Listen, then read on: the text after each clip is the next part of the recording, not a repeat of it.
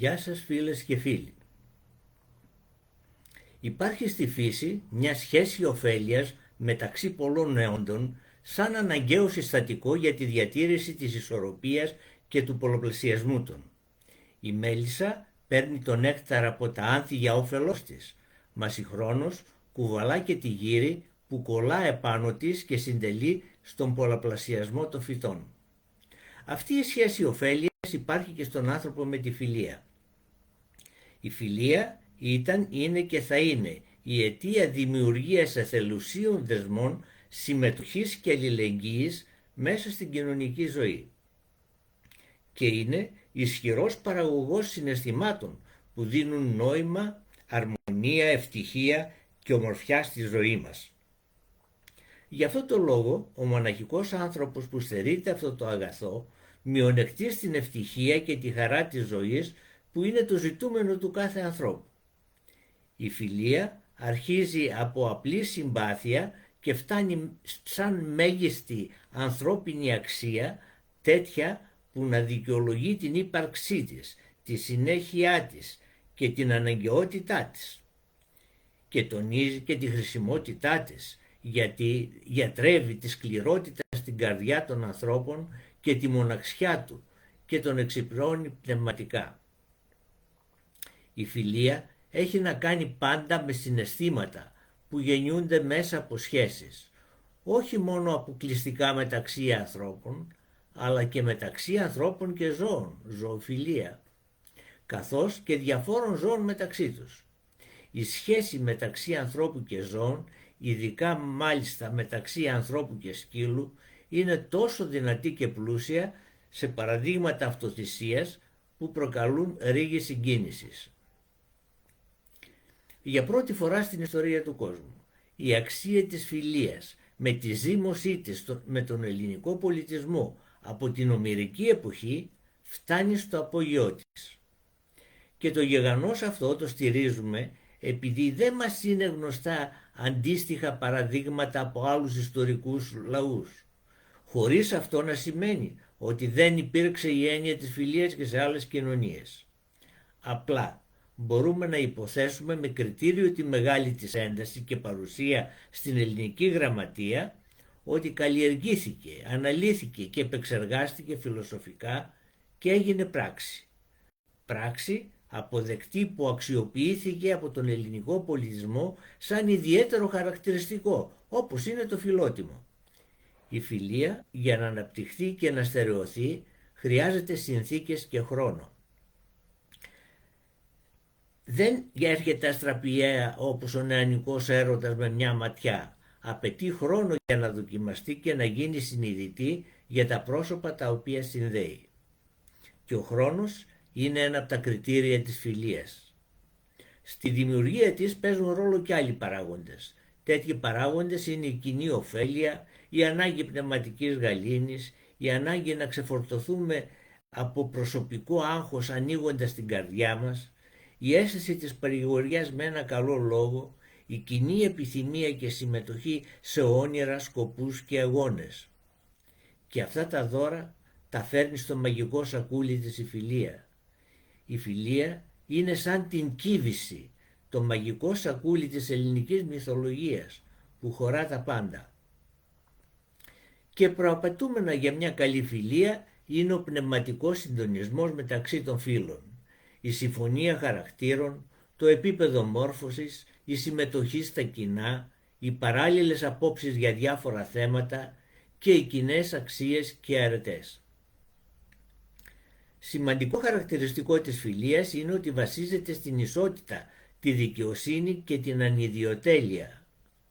Βασικά, η ιδανική φιλία του να θυσιάζεις δηλαδή και τη ζωή σου για το φίλο σου είναι εξαιρετικά σπάνια στο πέρασμα της παγκόσμιας ιστορίας. Έχουμε ελάχιστα μικρά παραδείγματα ζευγών φίλων.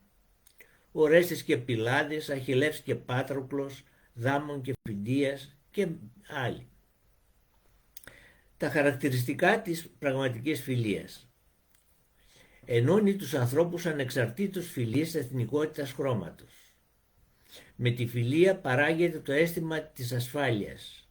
Η φιλία είναι δημιουργός συναισθημάτων ευτυχίας, γαλήνης, αγάπης, ενισχύεται η ιδέα της αλληλοβοήθειας και ανυψώνεται πνευματικά ο άνθρωπος. Δημιουργείται η αίσθηση ότι σε δύσκολη στιγμή της ζωής μας θα έχουμε από το φίλο στήριγμα και συμπαράσταση και βοήθεια, και αυτό είναι πιο μεγάλη ωφέλεια. Γιατί, όπως λέει και ο δάσκαλός μας ο Επίκουρος, δεν έχουμε τόσο την ανάγκη από τη βοήθεια των φίλων όσο από την πίστη ότι θα μας προσφέρουν βοήθεια. Στον αντίπαδό της, η έλλειψη φιλίας οδηγεί στον ατομισμό, τον κοινωνικό αποκλεισμό, την απομόνωση, που αποτελεί πηγή πολλών ψυχολογικών προβλημάτων και ένδειξη ξεπεσμένης κοινωνίας που μαστίζεται από έλλειψη αξιών. Έλλειψη φιλίας σημαίνει έλλειψη πνευματικής υγείας και η παρουσία της είναι φάρμακο στη μοναξιά του ανθρώπου. Η φιλία δεν ζηλεύει και δεν φθονεί. Η φιλία δεν φέρεται με αλαζονία και αυθάδεια.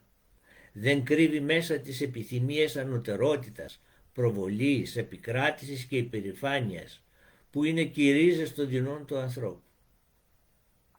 Δεν κάνει τίποτα το απρεπές. Δεν βάζει ποτέ κακό στο νου της εναντίον του φίλου. Δεν επιβουλεύεται το φίλο. Καταλύει τον οίκος του Εμπεδοκλή και την αντιπαλότητα και ενισχύει τη φιλότητα. Και αν ακόμα ο ένας φίλος από λάθος προξενήσει κακό στον άλλο, ο άλλος οφείλει να το ξεχνά. Καλύπτει και δικαιολογεί όλα τα μειονεκτήματα και τα λατώματα του φίλου, γιατί δεν θέλει ποτέ τον εξευτελισμό του, μα συγχρόνως και τον συνετίζει. Σε όλα δείχνει υπομονή απέναντι στο φίλο. Η φιλία δίνει μεγαλοψυχία και ανεκτικότητα, είναι ευεργετική και εξυπηρετική. Η πραγματική φιλία δεν ξεπέφτει ποτέ, αλλά μένει σταθερή σε όλη τη διάρκεια της ζωής. Τον πιστό φίλο στους κινδύνους γνωρίζεις. Ο φίλος δεν εγκαταλείπει το φίλο όταν κινδυνεύει. Ο πιστός φίλος συμμετέχει σε κάθε προσπάθεια του φίλου του και του βοηθά. Γι' αυτό οφείλουμε να έχουμε εμπιστοσύνη στις προτάσεις του φίλου μας. Η φιλία δημιουργεί ισχύ. Η φιλία σταματά την απομόνωση του ανθρώπου και ανοίγει νέα πεδία και διέξοδο στη χαρά και τη λύπη του. Ο μοναχικός άνθρωπος πάβει να υπάρχει. Η φιλία βλασταίνει και αναπτύσσεται έντονα ακόμα και σε εποχή πολέμου. Όταν επικρατεί έλλειψη ελευθερίας, η έλλειψη της αλήθειας, της δικαιοσύνης, της ισότητας απέναντι στους νόμους και τα ανθρώπινα δικαιώματα. Και γι' αυτόν τον λόγο η κάθε απολυταρχική εξουσία είναι αντίθετη με τη φιλία. Γι' αυτόν τον λόγο είναι απαραίτητη και αναγκαία σήμερα. Η δημιουργία φιλίας μεταξύ των μελών της είναι ένδειξη πράξης και όχι λόγου. Καμιά αλλαγή δεν έχει νόημα αν δεν ξεκινήσει από τον ίδιο τον πολίτη. Η δημιουργία φιλίας είναι το πρώτο βήμα πράξης αλλαγής και δεν κοστίζει. Σας προτείνουμε λοιπόν να αποκτήσετε φίλους. Η φιλία σαν πανανθρώπινη αξία υπήρξε και στην αρχαία ελληνική εποχή. Εφαρμόστηκε στην πράξη, στην καθημερινότητά του, σε τέτοιο βαθμό που σήμερα εξαιτίας της σπανιότητάς της μας προκαλεί θαυμασμό. Και αυτό το γεγονός το εκμεταλλεύτηκε ο ελληνικός πολιτισμός στην πράξη. Έτσι, για πρώτη φορά στην ιστορία του κόσμου, η φιλία έγινε μέρος της πολεμικής αρετής των Ελλήνων, όπου πλέον στη μάχη παρετάσσονταν μαζί τα ζευγάρια των φίλων ή των εταίρων αργότερα στη Μακεδονική φάλαγγα και το Ιππικό. Η ιδέα αυτή πήρε μεγάλη εφαρμογή στα χρόνια του Πελοπίδα και του Επαμινόνδα και κατόπιν εφαρμόστηκε από τον Φίλιππο και τον Αλέξανδρο. Αυτό ενίσχυε τη δύναμη του στρατού και δημιουργούσε από μόνη της την πιο έντονη μαχητικότητα στην περίπτωση που ένας φίλος έχανε τη ζωή του. Η αξία της φιλίας διαχρονικά.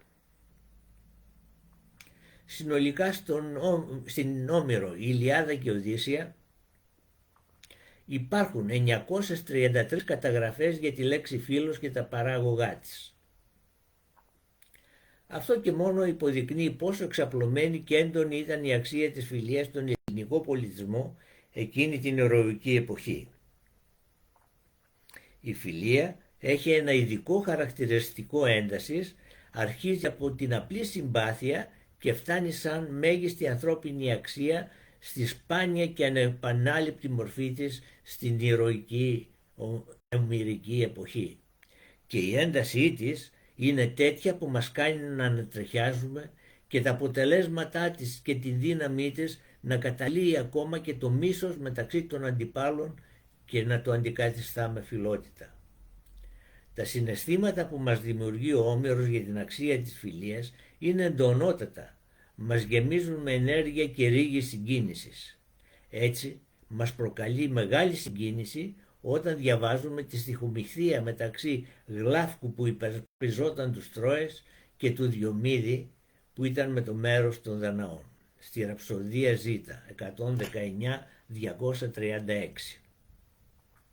Ο Γλάφκος και ο Διομήδης, δύο φανατισμένοι αντίπαλοι, έτοιμοι να κατασπαράξουν ένας τον άλλον, βρέθηκαν αντιμέτωποι σε φωνική μονομαχία, με σκοπό ο νικητής να ντροπιάσει τον ηττημένο, γδίνοντάς τον από τα όπλα του.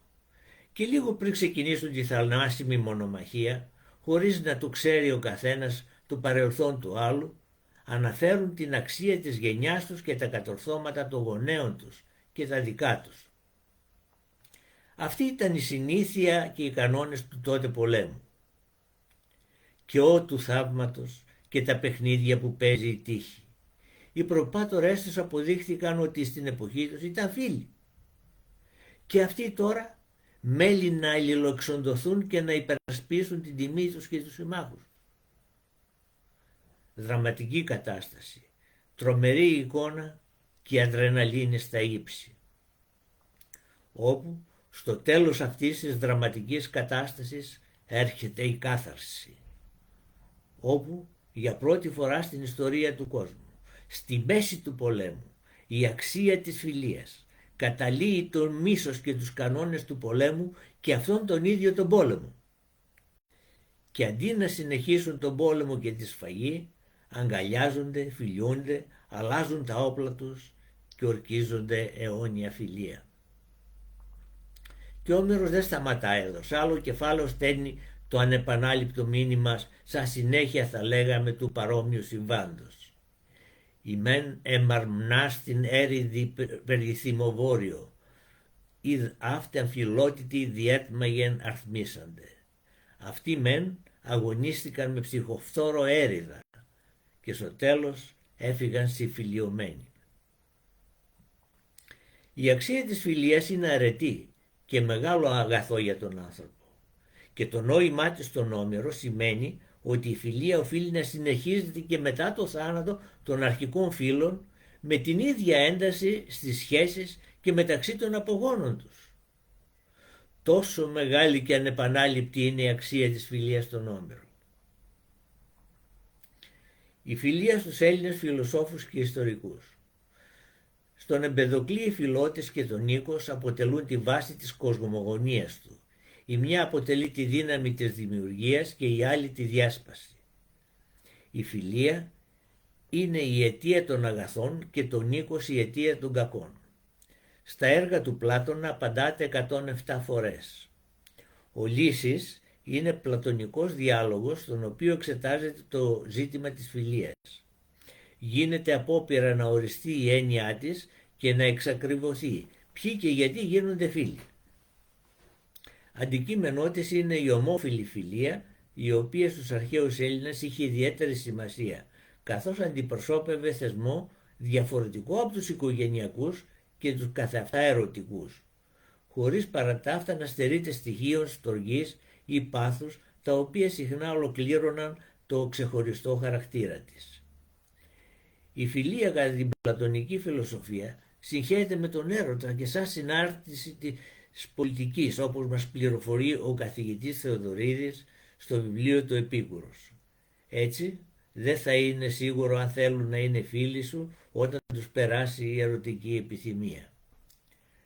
Στα έργα του Αριστοτέλη συναντάται 427 φορές και μας παρουσιάζει πλήρη ανάλυση από δική του άποψη. Ο Αριστοτέλης στα ηθικά νοικομάχια χωρίζει τη φιλία από τον έρωτα και την περιορίζει σε απλές σχέσεις μεταξύ ιδιωτών και θεωρεί ότι οι λόγοι της δημιουργίας της είναι τρεις: λόγοι χρησιμότητας, λόγοι ικανοποίησης και λόγοι αρετής. Η τέλεια φιλία κατά τον Αριστοτέλη είναι σπάνια και για να πραγματοποιηθεί απαιτούνται ιδιαίτερες συνθήκες. Για να αναπτυχθεί πρέπει να υπάρχει ομοιότητα στο χαρακτήρα, τις κλίσεις, τις ιδέες, στην κοινωνική θέση, στη μόρφωση και επιπλέον να υπάρχει ειλικρίνεια, φιλοκέρδεια και επιθυμία να υπηρετεί κανείς το φίλο. Φυσική θεωρεί τη σχέση προς τα τέκνα και τη συγγένεια, εταιρική τη φιλία που προέρχεται από τη σχέση ανθρώπων όπως η φιλία Ορέστη-Πυλάδη και ξενική που προέρχεται από γνωριμία μέσω επιστολών και αναφέρει ότι μερικοί θεωρούν και μια τέταρτη φιλία, την ερωτική. Και εκφράζει σκέψεις και ερωτήματα. Τι είναι και ποιος είναι ο φίλος, αν γίνεται για λόγους αρετής ή για χρησιμότητα. Και αλλού βλέπει μια πολιτική φιλία που τη χωρίζει σε νομική και ηθική. Ρίσεις του. Η γάρα αληθινή φίλη ουκ αδικούσιν. Εγγύς τι η δικαιοσύνη και η φιλία. Προς δε τούτης των μεγίστων αγαθών των φίλων είναι απολαμβάνομεν, την δε αφιλίαν και την ερημίαν δυνότατον. Ούκ ενδέχεστε δοχή τους φαύλους είναι φίλους, αλλά μόνο τους αγαθούς. Στους Πυθαγόριους για την φιλία ίσχυε το σμίξιμο της περιουσίας. Οι φίλοι έχουν τα πράγματα από κοινού, όπου για τον Επίκουρο ήταν σημάδι δυσπιστίας. Η φιλία κατά την επικούρια φιλοσοφία. Η φιλία αποτελεί το βασικότερο χαρακτηριστικό γνώρισμα των φίλων της επικούριας φιλοσοφίας. Η επικούρια φιλοσοφία δίνει πλούσιο και γόνιμο έδαφος για την καλλιέργεια της φιλίας.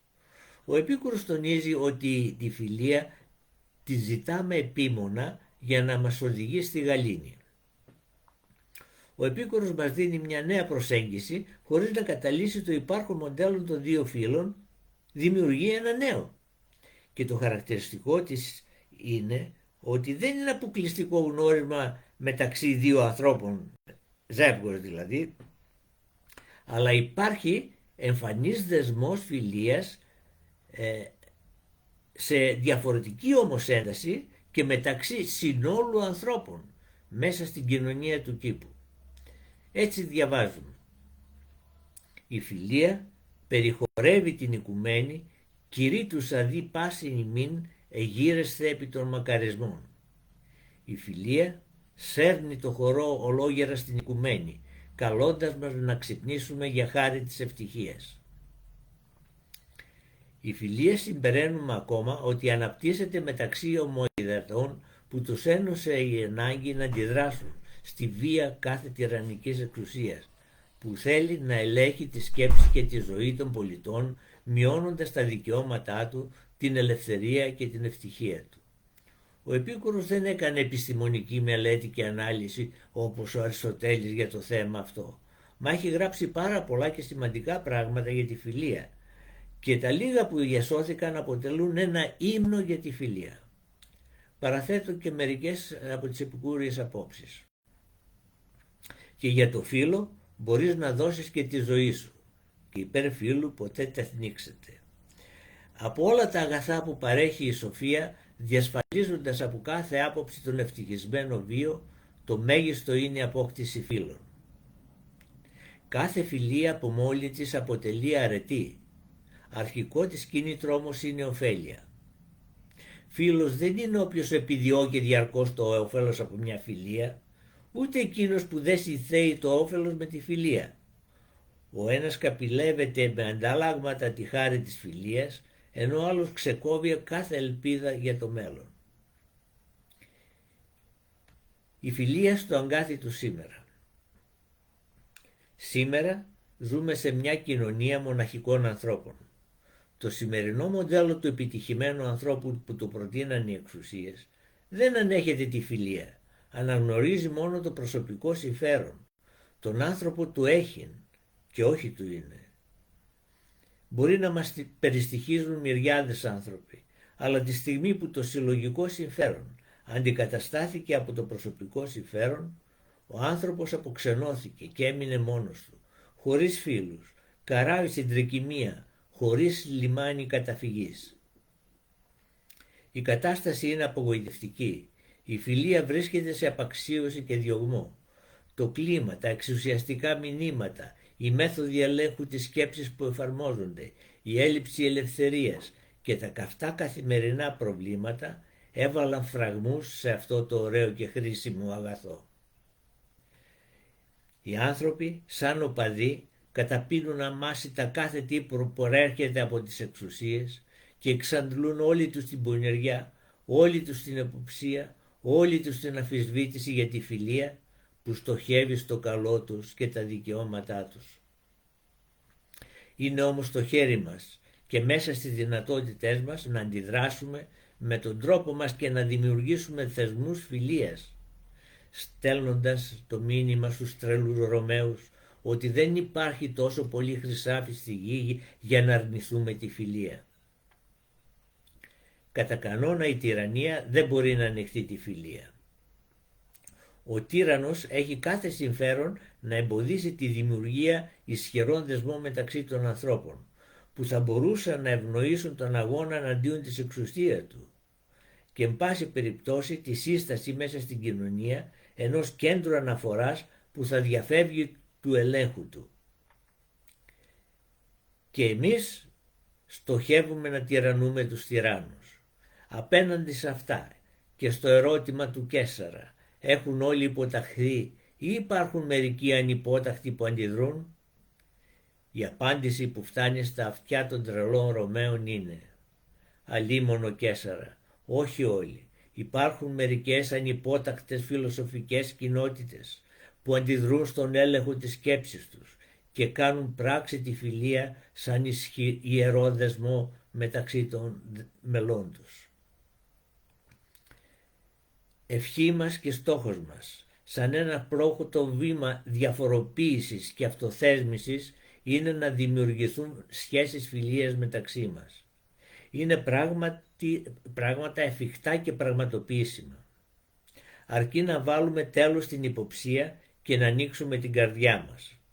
Και αυτό αποτελεί πράξη που μας διαφοροποιεί από άλλους φορείς ενημέρωσης. Η πρότασή μας είναι να δημιουργηθούν στην πράξη φιλίας, να πιαστούμε χέρι-χέρι και να σύρουμε το χορό κατά το πρόταγμα το επίκουρο. Carpe diem λοιπόν.